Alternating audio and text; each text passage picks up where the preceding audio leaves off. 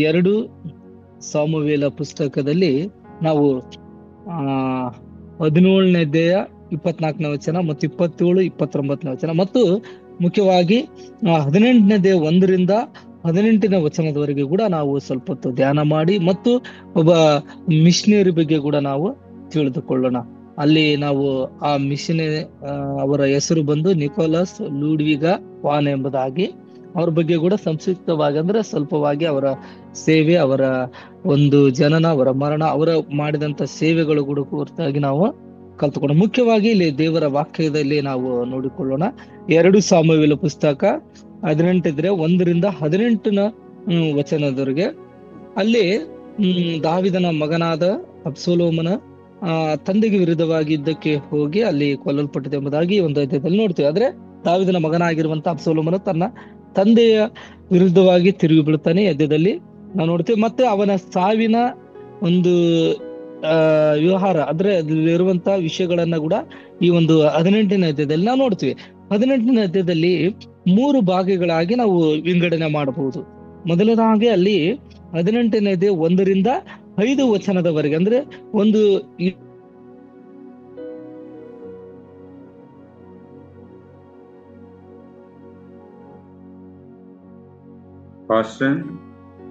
Sound ಬರ್ತಾ ಇಲ್ಲ.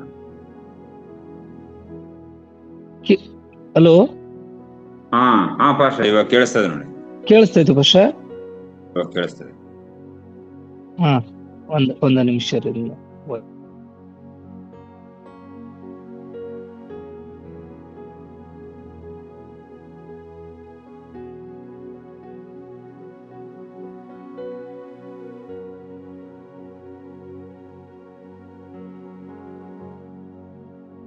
ಸಹಸ್ರಾಧಿಪತಿಗಳನ್ನು ಸದಾಧಿಪತಿಗಳನ್ನ ನೇಮಿಸಿನೆಂಬುದಾಗಿ ಇಲ್ಲಿ ನಾವು 2ನೇ ವಚನದಲ್ಲಿ ಅಲ್ಲಿ ದಾವಿದನು ತನ್ನ ಹತ್ತಿರದಲ್ಲಿರುವಂತ ಸೈನಿಕರನ್ನ ಲೆಕ್ಕಿಸುವುದಕ್ಕಾಗಿ ಅಲ್ಲಿ ಕರೆಯುವಂತ ಒಂದು ಕರೆದು ಅವರಿಗೆ 3 ಪಾಲುಗಳನ್ನ ಮಾಡ್ತಾನೆ ಎಂಬುದಾಗಿ ಕೂಡ 2ನೇ ವಚನದಲ್ಲಿ ನೋಡ್ತೇವೆ ನಾವು. ಅಲ್ಲಿ ನೋಡ್ತೇವೆ, ಅವನು ಸೈನ್ಯವನ್ನ 3 ಪಾಲು ಮಾಡಿ 1 ಪಾಲನ್ನು ಯೋಹಾಬನಿಗೂ, ಇನ್ನೊಂದನ್ನು ಜೆರುಯನ ಮಗನು ಯೋಹಾಬನ ತಮ್ಮನೂ ಆದ ಅಭಿಷೈಗೂ, ಮತ್ತೊಂದನ್ನು ಗಿತಿಯನಾದ ಇತ್ರೋಯಿಗೂ ಒಪ್ಪಿಸಿ, ನಾನು ನಿಮ್ಮ ಸಂಗಡ ಬರುತ್ತೇನೆಂದು ಹೇಳಿದನು. ಕರ್ತನಲ್ಲಿ ಪ್ರೀತಿ ಉಳ್ಳವರೇ, ಇಲ್ಲಿ ನಾವು ನೋಡ್ತೇವೆ ದಾವಿದನು ತನ್ನ ಜನರನ್ನ ಎಣಿಸಿ ಅವರನ್ನ 3 ವಿಭಾಗಗಳಾಗಿ ಹಂಚುತ್ತಾನೆ. ಅಂದ್ರೆ ಇಲ್ಲಿ ಜನರು ನಾನು ಕೂಡ ಆ ಯುದ್ಧಕ್ಕೆ ಬರುತ್ತೇನೆ ನೋಡ್ರೆ, ನಾನು ನಿಮ್ಮ ಸಂಗಡ ಬರುತ್ತೇನೆ ಅಂತ ಹೇಳಿದನಂತೆ.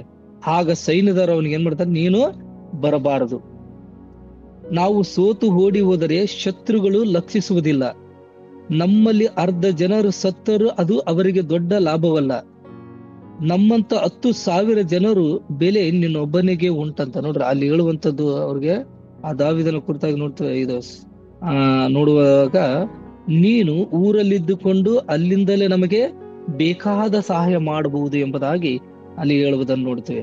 ಅದರಲ್ಲಿ 1ನೇ ವಚನದಿಂದ 5 ವಚನದವರೆಗೆ ಒಂದು ಯುದ್ಧಕ್ಕೆ ಸಿದ್ಧತೆ ಮಾಡುವುದನ್ನು ನೋಡ್ತೇವೆ. ಯುದ್ಧಕ್ಕೆ ಹೋಗೋದಕ್ಕಿಂತ ಮುಂಚೆ ಒಂದು ಸಿದ್ಧತೆ, ಏನೇನು ತೆಗೆದುಕೊಳ್ಬೇಕು, ಏನೇನು ತೆಗೆದುಕೊಳ್ಬಾರ್ದು ಎಲ್ಲವನ್ನ ಅಲ್ಲಿ ಹೇಳುವುದನ್ನ ನಾವು 5ನೇ ವಚನದವರೆಗೆ ನಾವು ನೋಡುತ್ತೇವೆ. ಅಲ್ಲಿ ನಾವು 5ನೇ ವಚನಕ್ಕೆ ಬರುವಾಗ, ಅರಸನು ಯೋಹಾಬ, ಅಭಿಷೈ, ಇತ್ರ ಎಂಬುವರಿಗೆ ನನಗೋಸ್ಕರ ಯೌವನಸ್ಥರಾದ ಅಬ್ಸಲೋಮನನ್ನ ಕರುಣಿಸಿರಿ ಎಂದು ಆಜ್ಞಾಪಿಸಿದನು. ಇಲ್ಲಿ ಒಂದು ದಾವಿದನು ಸೈನಿಕರಿಗೆ ಏನ್ ಹೇಳ್ತಾನಂದ್ರೆ, ಅಬ್ಸಲೋಮನಿಗೆ ಒಂದು ಸೌಮ್ಯವಾಗಿ ಅಥವಾ ಶಾಂತ ರೀತಿಯಾಗಿ ಅಲ್ಲಿ ಕರುಣಿಸಿರಿ ಎಂಬುದಾಗಿ ಕೂಡ ಹೇಳುವುದನ್ನ, ನಡೆದುಕೊಳ್ಳ್ರಿ ಎಂಬುದಾಗಿ ಕೂಡ ಅಲ್ಲಿ ನಾವು ನೋಡ್ತೇವೆ. ನೋಡ್ರಲ್ಲಿ ಕರುಣಿಸಿರಿ ಎಂದು ಆಜ್ಞಾಪಿಸ್ತಾನೆ. ಅಲ್ಲಿ ದಾವಿದನು ಸೇನಾಧಿಪತಿಗಳಿಗೆ ಕೊಟ್ಟ ಈ ಅಪ್ಪಣೆಯ ಸೈನ್ಯದವರಿಗೆ ಎಲ್ಲರಿಗೂ ಅಲ್ಲಿ ಇರುವಂತ ಜನರಿಗೆ ಅಂದ್ರೆ ಸೈನಿಕರಿಗೆ ಏನಾಯ್ತಂದ್ರೆ ಕೇಳಿಸಲ್ಪಟ್ಟಿತ್ತಂತೆ. ಅವಾಗ ಅಲ್ಲಿ 6ನೇ ವಚನದಿಂದ ನಾವು ನೋಡುವಂತ ಸಂದರ್ಭದಲ್ಲಿ 6ರಿಂದ 15ನೇ ವಚನದವರೆಗೆ 2ನೇ ಭಾಗದಲ್ಲಿ ಯುದ್ಧ ಮತ್ತು ಅಬ್ಸಲೋಮನ ಸಾವು ಎಂಬುದಾಗಿ ನೋಡುತ್ತೇವೆ. ಅಲ್ಲಿ ಇಸ್ರೇಲರು ಅರಣ್ಯದಲ್ಲಿ ದಾವಿದನ ಸೈನ್ಯದೊಂದಿಗೆ ಏನ್ ಮಾಡಿದಾರೆ ಅಂದ್ರೆ ಯುದ್ಧ ಮಾಡ್ತಾರೆ. ಅಲ್ಲಿ 6ನೇ ವಚನಕ್ಕೆ ನಾವು ಬರುವಂತ ಸಂದರ್ಭದಲ್ಲಿ, ಅನಂತರ ಸೈನಿಕರು ಇಸ್ರೇಲರಿಗೆ ವಿರುದ್ಧವಾಗಿ ಹೊರಟು ಬೈಲಿಗೆ ಬಂದ್ರು. ಎಫ್ರಾಹಿಮ ಕಾಡಿನಲ್ಲಿ ಯುದ್ಧ ಏನಾಯ್ತು, ನಡೆಯಿತು. ಇಸ್ರೇಲರು ದಾವಿದನ ಸೈನಿಕರಿಂದ ಪೂರ್ಣವಾಗಿ ಏನಾದ್ರು ಅಂದ್ರೆ ಅಲ್ಲಿ ಸೋಲಿಸಲ್ಪಟ್ರು. ಆ ದಿವಸ 20,000 ಜನರು ಹತರಾದ್ರು, ಅಲ್ಲಿ ಅಲ್ಲಿ ಸತ್ತೋದ್ರು ಎಂಬುದಾಗಿ ಕೂಡ ನಾವು ನೋಡ್ತೇವೆ. ಅದೇ ರೀತಿಯಾಗಿ ಇಲ್ಲಿ ಅಬ್ಸಲೋಮನ ಸಾವು ಹೇಗೆ ಆಗುತ್ತೆ ಎಂಬುದಾಗಿ ನಾವು 9ರಿಂದ 15ನೇ ವಚನದವರೆಗೆ ನೋಡುವಾಗ ಆತನ ಸಾವಲ್ಲಿ ಆಗುವುದನ್ನ ನಾವು ನೋಡುತ್ತೇವೆ.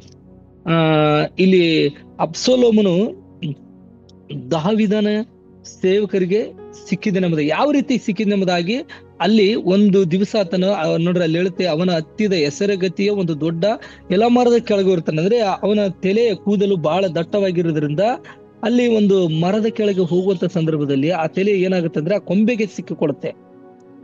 ಅದೇನಾಗುತ್ತೆ, ಹೆಸರುಗತಿ ಹೋಗುವಂತ ಸಂದರ್ಭದಲ್ಲಿ ಮುಂದಕ್ಕೆ ಹೋಗ್ಬಿಡುತ್ತೆ. ಅವನು ಕೆಳಗಿನಿಂದ ಅದೇನಾಗುತ್ತೆ ಅಂದ್ರೆ ಓಡಿ ಹೋಗುತ್ತೆ. ಅವನು ಭೂಮಿಯು ಆಕಾಶಕ್ಕೂ ಮಧ್ಯದಲ್ಲಿ ಏನಾದ್ನಂತ ನೇತಾಡುವನಾದ್ನಂತ. ಇದನ್ನು ಒಬ್ಬ ನೋಡಿದ ಮನುಷ್ಯ ನೋಡಿ ಅದನ್ನ ಯಾರಿಗೆ ಹೇಳ್ತಾನಂದ್ರೆ ಯೋಹಾಬನಿಗೆ ಹೋಗಿ ಆಗೋ ಆ ಎಲ ಮರದಲ್ಲಿ ಅಬ್ಸಲೋಮನ ನೇತಾಡಿರೋದನ್ನ ಕಂಡಿನೆಂಬುದಾಗಿ ಅಲ್ಲಿ ಏನ್ ಮಾಡ್ತಾನೆ ಅಂದ್ರೆ ಯೋಹಾಬನಿಗೆ ಹೇಳ್ತಾನೆ. ಅಲ್ಲಿ ಅವನೇನ್ ಹೇಳ್ತಾನಂದ್ರೆ, ಯಾಕೆ ಅವನ ನೀನು ಕಂಡು ಕೂಡ್ಲೆ ಅವನ್ನ ನೀನೇನ್ ಮಾಡ್ಲಿಲ್ಲ, ಸಾಯಿಸ್ಲಿಲ್ಲ ಎಂಬುದಾಗಿ. ನಾನ್ ನಿಮಗೆ ಏನ್ ಮಾಡ್ತಿದ್ದೆ, 10 ರೂಪಾಯಿವನ್ನ ಏನ್ ಮಾಡ್ತಿದ್ದೆ, ಕೊಡ್ತಿದ್ದೆ ಮತ್ತು ನಡುಕಟ್ಟನ್ನು ಕೊಡ್ತಿದ್ದೆ ಎಂಬುದಾಗಿ ಹೇಳ್ತಾನೆ. ಅದಕ್ಕೆ ಆ ಮನುಷ್ಯನ್ ಹೇಳ್ತಾನೆ, ಒಂದ್ ಮಾತು ಹೇಳ್ತಾನೆ ನೋಡ್ರಿ 12ನೇ ವಚನದಲ್ಲಿ. ಅದಕ್ಕೆ ಆ ಮನುಷ್ಯನು, ನೀನು ನನ್ನ ಕೈಯಲ್ಲಿ 1000 ರೂಪಾಯಿನ ಇಟ್ಟರು ಅರಸನ ಮಗನಿಗೆ ನಾನು ಏನ್ ಮಾಡೋದಿಲ್ಲ, ವಿರುದ್ಧವಾಗಿ ಕೈ ಎತ್ತುದಿಲ್ಲ. ಅರಸನು ನಮ್ಮೆಲ್ಲರಿಗೂ ಕೇಳಿಸುವಂತೆ ನಿನಗೂ ಅಭಿಷೇಗೂ ಇದು ನೋಡ್ರಿ ಇತರರಿಗೂ ಜಾಗೃತಿಯಿಂದಿರ್ರಿ. ಯೌವನಸ್ಥನಾದ ಅಬ್ಸಲೋಮನನ್ನು ಯಾರು ಮುಟ್ಟಬಾರದು ಎಂದು ಆಜ್ಞಾಪಿಸಿದನಲ್ಲವೋ. ಇದನ್ನು ಬಂದು ಅಲ್ಲಿ 5ನೇ ವಚನದಲ್ಲಿ ಹೇಳಿರ್ತಾನೆ, ಎಲ್ಲ ನನ್ನ ಮಗನನ್ನು ನೀವು ಕರುಣಿಸಿರಿ, ಅಂದ್ರೆ ಒಂದು ಸೌಮ್ಯವಾಗಿ ನಡ್ಕೊಳ್ರಿ, ನೀವು ಶಾಂತ ರೀತಿಯಾಗಿ ನಡ್ಕೊಳ್ರಿ ಎಂಬುದಾಗಿ 5ನೇ ವಚನದಲ್ಲಿ ಇದೆಲ್ಲ ನೋಡ್ರಿ ಇಲ್ಲಿ ನೆನಪಿಸ್ತಾನೆ. ಅಲ್ಲಿ ದಾವಿದನು ಹೇಳಿದ್ದನ್ನ ನೀವು ಕೇಳಿಸ್ಕೊಳ್ಳಿಲ್ವಾ ನೋಡ್ರಿ.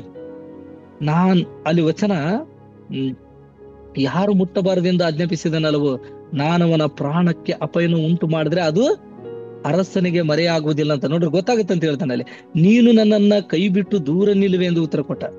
ಆಗ ಯೋಹಾಬನು ಏನ್ ಮಾಡ್ತಾನಂದ್ರೆ ಇಲ್ಲಿ ನಿಂತು ತಡ ಮಾಡುವುದಕ್ಕೆ ಎಂದು ಕೂಡಲೇ ಅವನ ಕೈಯಲ್ಲಿರುವಂತ 3 ಈಟಿಗಳನ್ನ ತೆಗೆದುಕೊಂಡು ಏನ್ ಮಾಡ್ತಾನ, ಅಬ್ಸಲೋಮನ ಎದೆಗೆ ತಿವಿದನೆಂಬುದಾಗಿ 14ನೇ ವಚನದಲ್ಲಿ ನೋಡ್ತಾ. ಹೌದು, ಅವನು ತಿವಿದ ತಕ್ಷಣ ಅಲ್ಲಿ ಏನಾಗುತ್ತೆ ಅಂದ್ರೆ ಇಲ್ಲಿ ಅವನು ಇನ್ನು ಜೀವದಿಂದ ಮರದಲ್ಲಿ ನೇತಾಡುತ್ತಿರುವಾಗಲೇ ಯೋಹಾಬನು ಆಯುಧಗಳನ್ನ ಓರುವಂತ 10 ಮಂದಿಯನ್ನ ಯವನಸ್ಥರನ್ನ ಬಂದು ಅವನ್ನ ಏನ್ ಮಾಡ್ತಾರೆ, ಕೊಂದಾಕ್ಬಿಡ್ತಾರೆ.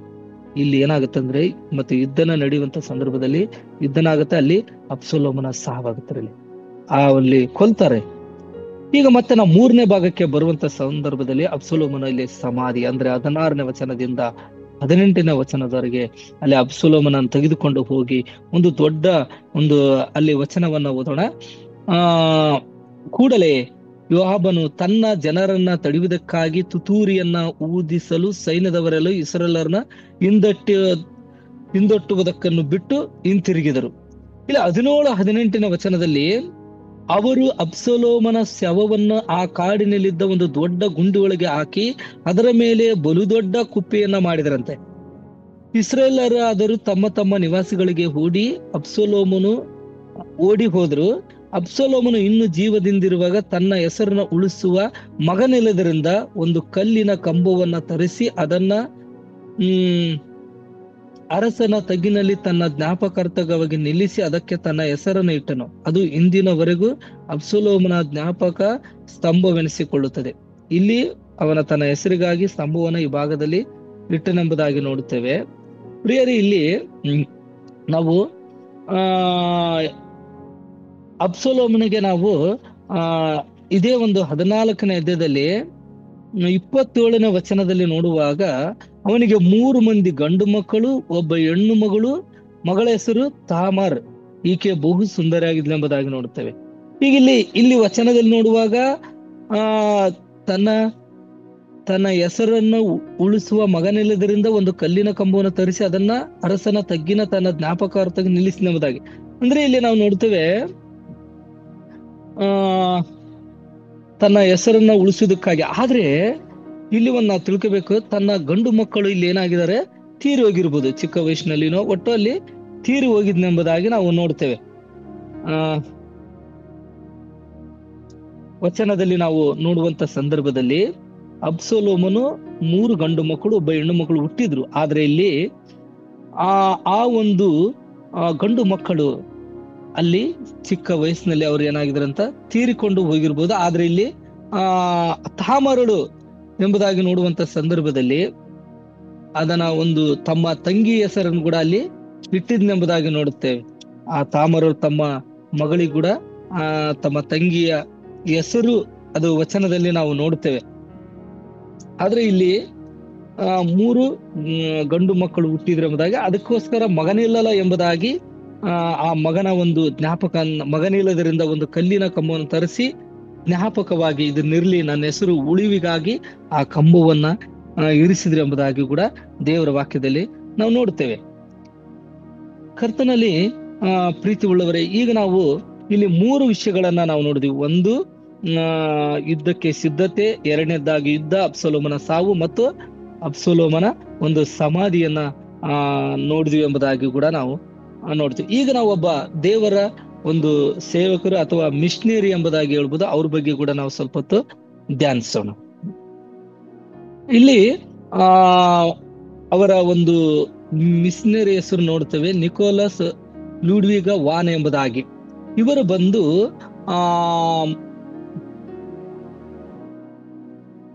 ಮೇ 26, 1700ರಲ್ಲಿ ಇವರು ಜರ್ಮನಿ ಒಂದು ದೇಶದಲ್ಲಿ ಹುಟ್ಟಿದ್ರು ಎಂಬುದಾಗಿ ಕೂಡ ನಾವು ನೋಡುತ್ತೇವೆ. ಇವರು ನಿಕೋಲಸ್ ಲೂಡ್ವಿಗ ವಾನ್, ಇವರ ಹೆಸರು ಬಂದು ಈ ರೀತಿ ಇರುವಂತದ್ದು. ಇವರ ಒಂದು ದೇವರ ಒಂದು ಕ್ರೈಸ್ತ ಕುಟುಂಬದಲ್ಲಿ ಜನಿಸಿದಂತ ವ್ಯಕ್ತಿ. ಮತ್ತು ಇವರ ಬಗ್ಗೆ ನಾವು ನೋಡುವಂತ ಸಂದರ್ಭದಲ್ಲಿ ಇವರ ಕುಟುಂಬದಲ್ಲಿ ಇವರ ಒಂದು ರಾಜಕೀಯವಾಗಿ ಮುಂದುವರಿಸಬೇಕು, ಅಂದ್ರೆ ಇವರ ರಾಜಕೀಯವಾಗಿ ವೃತ್ತಿ ಜೀವನ ಮುಂದುವರಿಸಬೇಕೆಂಬುದಾಗಿ ನಿರೀಕ್ಷಿಸಿದ್ರಂತೆ. ಆದ್ರೆ ಇವರು ಕ್ರಿಸ್ತನ ಸೇವೆ ಮಾಡಲು ಕರೆಯಲ್ಪಟ್ಟಂತ ವ್ಯಕ್ತಿಯಾಗಿ ಇದ್ರೆಂಬುದಾಗಿ ನೋಡುತ್ತೇವೆ. ಇವರ ಇನ್ನೊಂದ್ಸಾರಿ ನಾವು ನೋಡುತ್ತೇವೆ, ಇವರ ಹೆಸರು ನಿಕೋಲಸ್ ಲೂಡ್ವಿಗ್ ವಾನ್ ಜಿನ್ಡಾ ಡ್ರಾಫ್ ಎಂಬುದಾಗಿ ಕೂಡ ನಾವು ನೋಡುತ್ತೇವೆ.